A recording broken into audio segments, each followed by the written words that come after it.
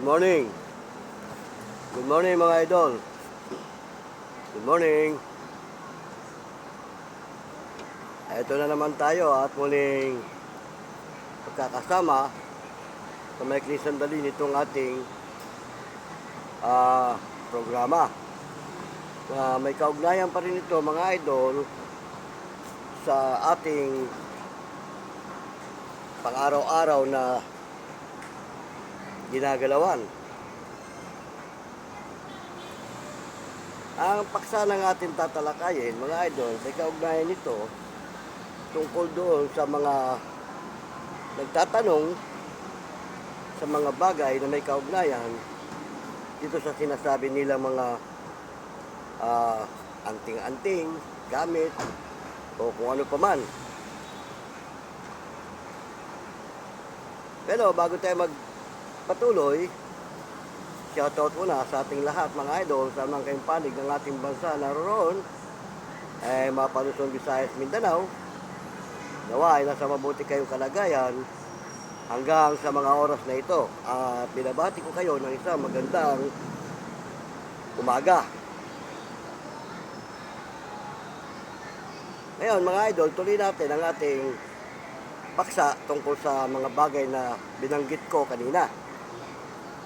Doon sa nagtatanong tungkol sa ganyan mga uri, may nagsasabi pa kasi na yan daw may kaliwa, may kanan, at kung kaliwa man daw o kanan ng iyong taglay, wala naman daw pinagkaiba.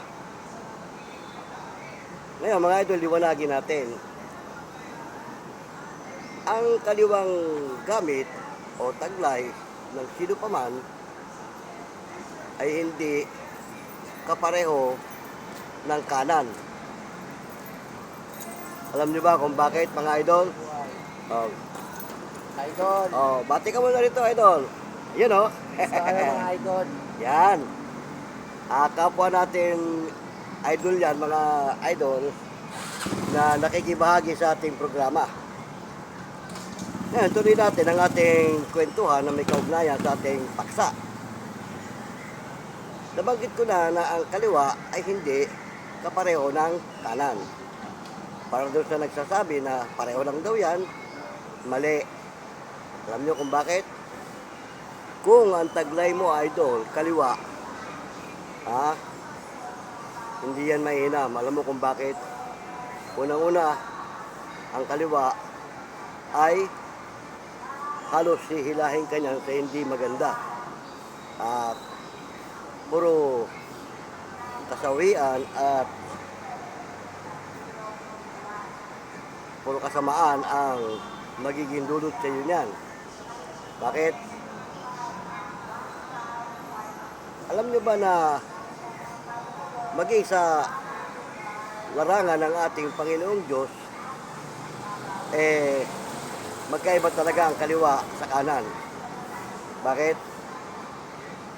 Hindi ba sa kanyang mga hinirang, ang panig ng kanan, mga tupa. Ang panig ng kaliwa, mga kambing. At yung ganyang uri, kaya nga pinaghiwalay niya yung kaliwa at kanan Sa panig ng nasa larangan ng kanang bahagi, yung nga, tinukoy doon mga tupa. Sino ba yung mga tupa? Yun ang kanyang mga hinirang na tapat na naglilingkod sa kanya. At yun namang mga kambing na sa bahagi ng kaliwa, hindi yan naglilingkod sa kanya. Ang karamihan dyan, bulaan. Mapag-imabaw, mapagkunwari. Kumbaga, hindi tapat sa gawain at hindi tapat sa tungkulin. Ngayon, pagdating naman sa kapangyarihan, ang kapangyarihan ng ating Panginoong Diyos, kanan. At ang kapangyarihan naman ng dyablo, kaliwa. Kaya hindi pwedeng magkapareho. Ngayon, idol, kung ikaw papipiliin, anong gusto mo? Sa kaliwa o sa kanan? Marahil walang magsasabi na kaliwa ako. At ang lahat gusto kanan.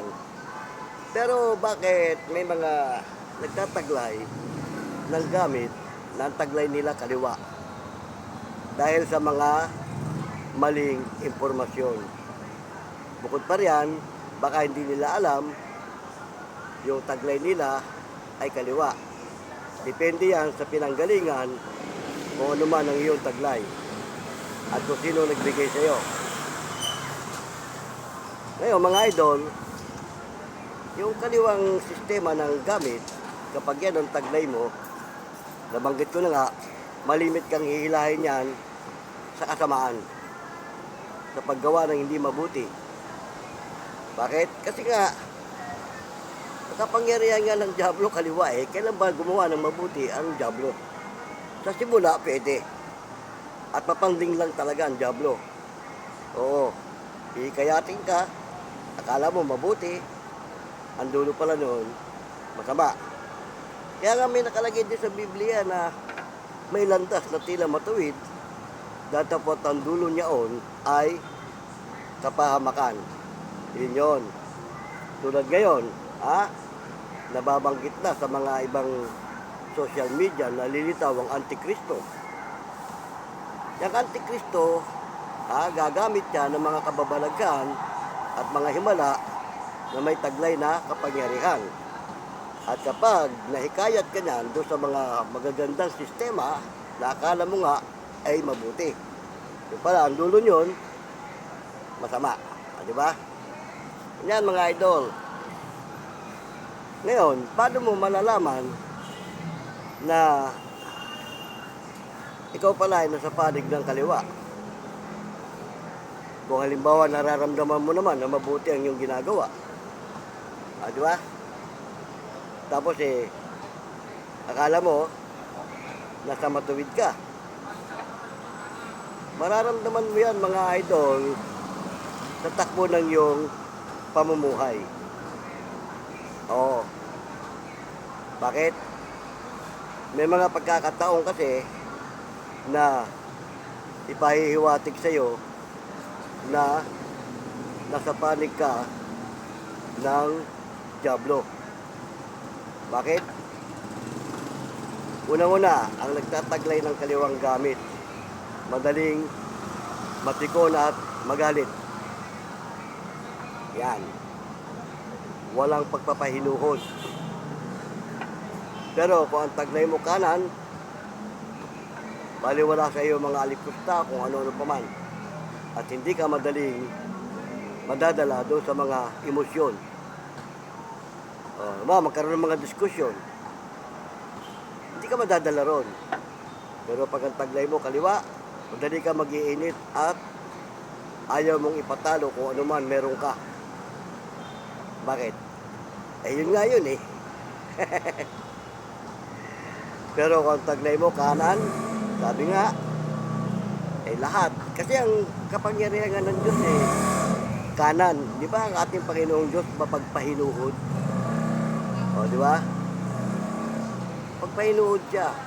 Pero, mapanganib. Di ba? Kaya yung mga nagtataglay ng anumang gamit na nasa kanan, hindi mo yan kakikitaan agad ng pag-iinit ng ulo o pag-ihimagsik. Pero yung mga may taglay na kaliwa, hindi yan papatalo kasi at ayaw niyan masasapawan. At may mga pagkakataon yan na sa ayaw mo sa gusto, kapag kaliwa ang taglay mo, gagawa ka talaga ng hindi maganda. Tutukuyin na natin kung sino ang mga may taglay na kaliwa. Una na, yung mga mangkok. Mga manggagaway. Yan. Although gumagamot yan, nagpapagaling, at nagpapayo ng maayos, pero may pagkakataon, nagagawa ng hindi maganda yan. Kasi yung nagtataglay ng kaliwa, inuudyukan yan. Inuudyukan niya ng masamang espiritu na ganito ang gawin mo. At yung mga may taglay na kaliwa, tandaan yung mga idol, walang kaibig-kaibigan dyan. Oh, kapag dumating yung time na sinumpong yan, kahit kaibigan ka, tatablahin ka niyan. Hindi kagaya nung kanan ng taglay, eh walang masamang damo dyan. Lahat kayang pakibagayan. Di ba? Noon. Kaya, yung nagsasabi na pareho lang daw ang kaliwat kanan, hindi. Hindi pareho yan. At daig ng kanan, ang kapangyarihan ng kaliwa. Alam na natin yan. Obra ba kapangyarihan ng Diablo? Sa Diyos, sa kapangyarihan ng Diyos? O, di ba? Nung una, sa primero, masigasig yan, mabalasik yan. O. Pero pag gumana na ang kapangyarihan ng kanan, walang magagawa yan. O, di ba? Sampulan na lang natin yung mga manggagaway. Pag nahuli ng mga manggagamot, lalo't ang taglay ng manggagamot kanan, suko, di ba? Surrender. O. Dahil kasi nga, hindi papayag ang Diyos na maalipin ng kadiliman yung mga hindi dapat alipinin. O lalo't alam ng Diyos na matuwid ang isang tao, hindi siya papayag nun. Gagamit siya ng kasangkapan para masawata yung ganung uri. Di ba? Ganyan. Kaya nga, yung mga nagsasabing pareho, meron mga nagtataglay ng kaliwat kanan. O, meron yan, may mga nagtataglay. Kahit sa mga manggagamot, meron yan. Kaliwat kanan. O, kaya lang, siya ang mamimili kung ano ang kanyang gagamitin. Kapag nanaig sa kanya, yung isipang makajablo, gagamitin niya yung kaliwa. Kapag nanaig naman sa kanya, yung isipang para sa Diyos, hindi niya gagamitin yun.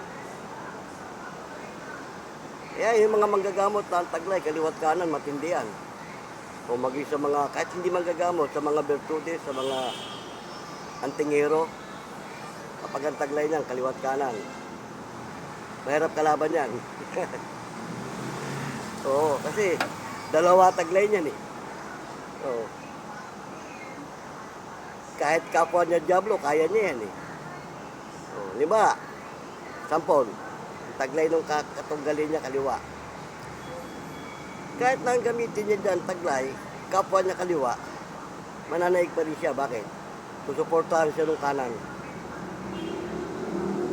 At hindi niya gagamitin yon kung hindi kinakailangan. Di ba? Ganun, mga idol. At ang mga may taglay na kaliwa, sa totoo lang, hindi yan mapapakali na hindi gagawa ng masama. O, may mga ano ako eh, may mga kaibigan ako na may taglay na kaliwa eh. Pero hindi kami magkalaban. Oo. Minsan sinasabi ngayon sa akin eh, pag nagkakakwentuhan kami, bakit daw minsan may time na parang hindi siya mapakali. May gusto siyang gawin na parang tutol sa kalooban niya. Oh. Yun. Hindi kagaya na pag ang taglay mo kanan, wala kang isipan na kung ano pa man na makakasira o makakapinsala sa iyong kapwa. Di ba? Kaya, hindi lahat ng mga antingero iisa ang taglay. May antingerong kanan, may antingerong kaliwa. Meron namang kaliwat kanan. Oh. Yung mga may taglay na kaliwat kanan, mabigat yan, mahirap kalaban yan. Bakit? Kapag hindi ka na kaya sa kaliwa niyan, titirahin ka ng kanan.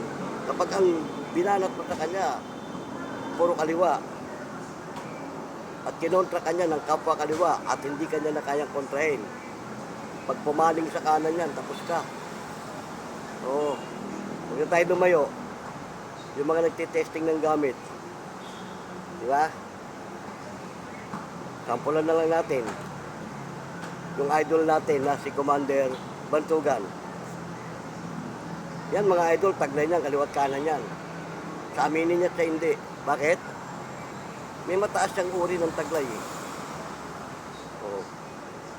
Hindi lang purong kanan yun. At sa mga may taglay ng kaliwat kanan, kapag meron kang panudla, kontra tudla, Yan yung kaliwat kanan. Marunong kang tumudla, marunong kang kumontra ng tudla. Yan ang may taglay na kaliwat kanan. At Commander Bantugan, marunong, may panudla siya eh.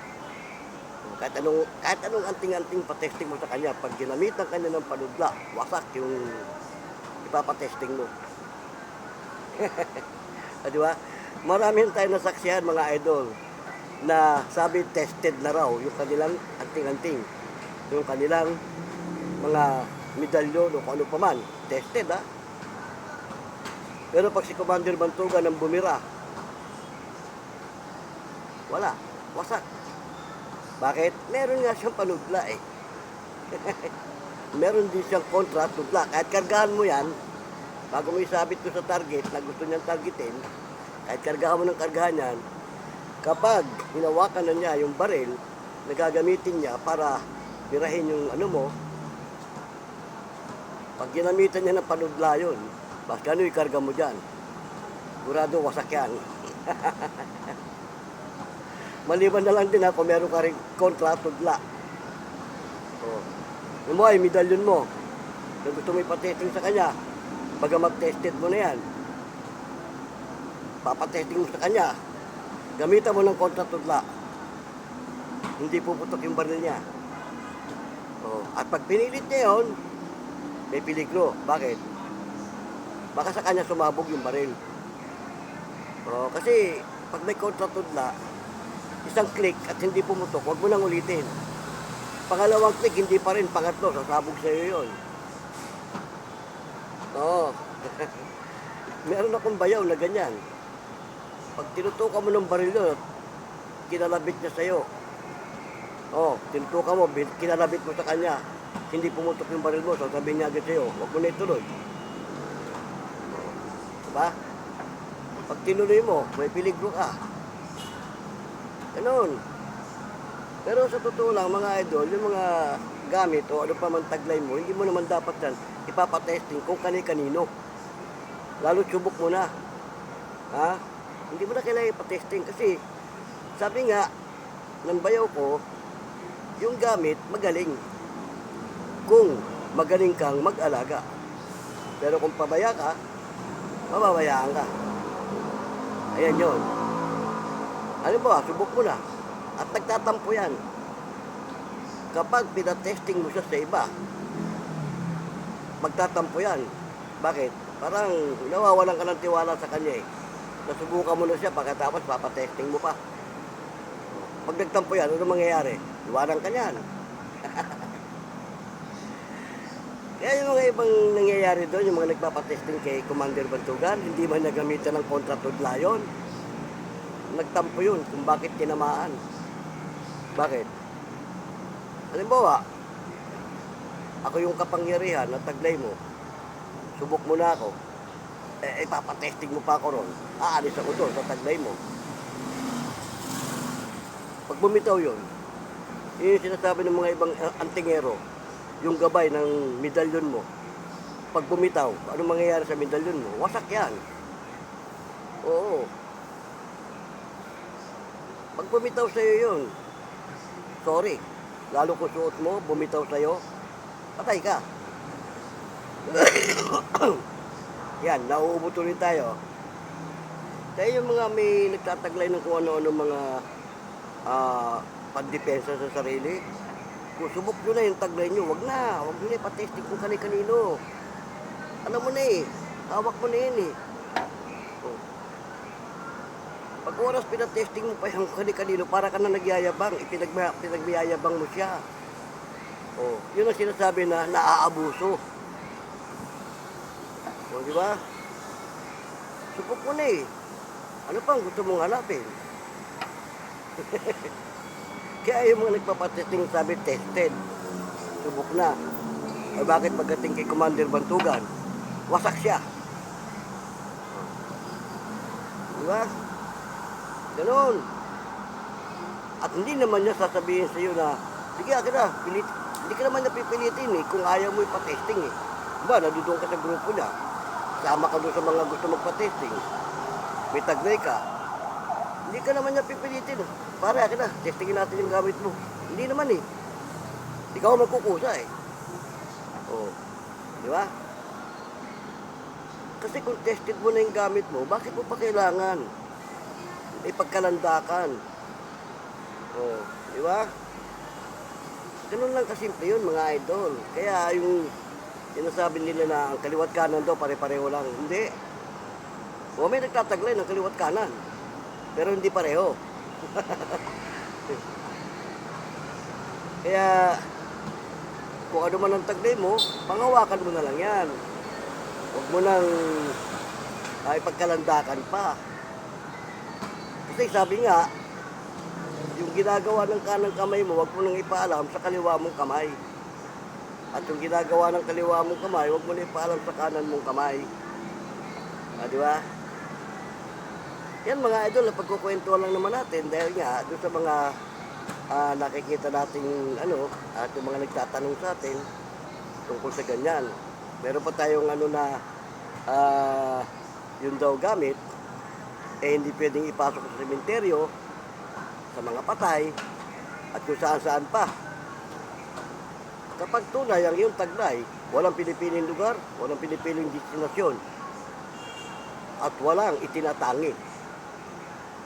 Yan ang tatandaan nyo. Huwag kayo maniniwala doon na bawal sa patay, bawal sa sementeryo, bawal kung saan-saan. Isa lang ang bawal. Huwag mong gagamitin sa masama. Huwag mong gagamitin sa panglamang sa kapwa. Yun ang bawal. Di ba? Pero yung dadali mo kung saan-saan, gamit mo yan eh. Ano ba, sementeryo? Obra pa ba yung mga patay sa sementeryo kung suot mo yung taglay mo? Ayun nga kagandahan nun eh. Kung may mga demonyo at ron eh. Yan ang susuporta sa'yo eh. Tapos sasabihin mo, bawal. Doon sa patay, pag pumasok ka rin sa patay, dala mo, suot mo. Ano magagawa ng patay na yun eh? Sabi nga sa Biblia eh, ang patay wala nang magagawa. Wala na siyang alam sa silong ng langit, sa silong ng araw na ginagampanan ng mga buhay. Diba? Kaya huwag na paniniwalaan nyo na kung may taglay ka man, pupunta ka sa patay, iiwanan mo sa inyo. Paano kapag iniwan mo sa inyo, may nangyaring hindi maganda ron?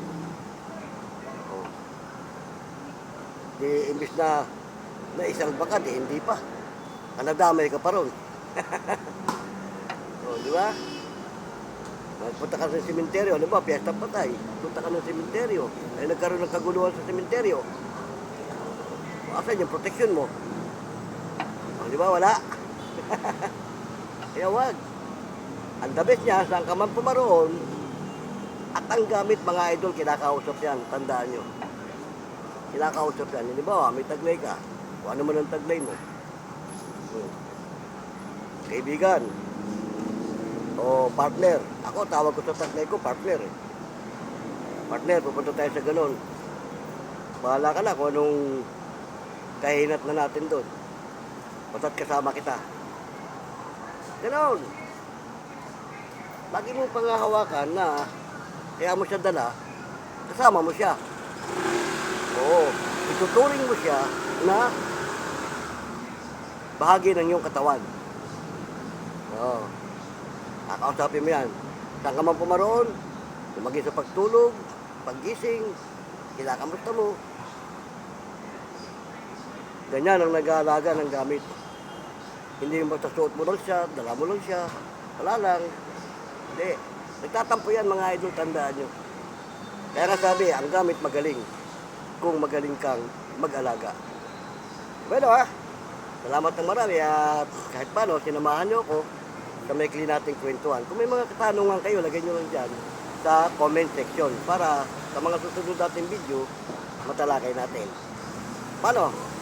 Pumuli ang lingkod, pagkamantalang nagpapaalam, si Boyet, hanggang sa muli, paalam!